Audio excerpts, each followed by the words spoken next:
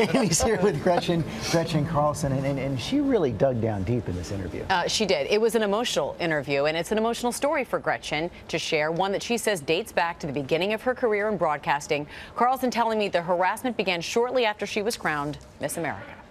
Miss America is Gretchen Carlson. Before she was a celebrated TV journalist, Gretchen Carlson was a Stanford grad and Miss America 1989. It immediately changed what I thought I was going to do with the rest of my life. The crown propelling her into the national spotlight. It's an honor to be Miss America and carry on a tradition. But also, she says, leading to those first unwanted advances. When you were then seeking that TV job, you thought, okay, let me go meet with people and see how I get into this business. You actually had your first real encounter with sexual harassment. Tell me about that.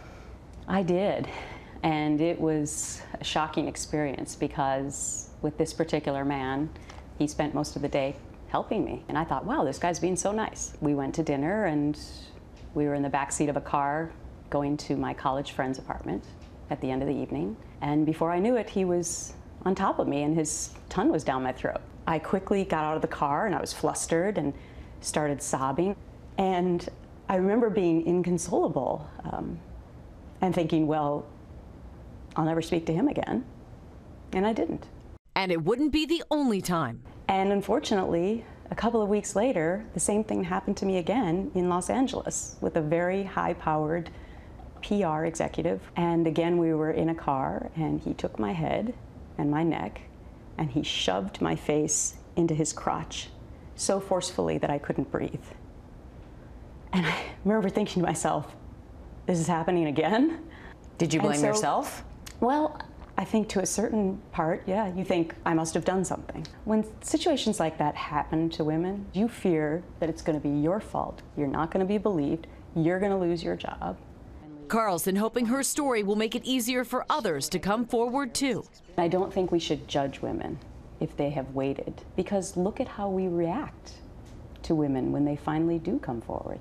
They're accused of making it up. We have to make it a safer environment, so that it's no longer he said, she said, but maybe just she said.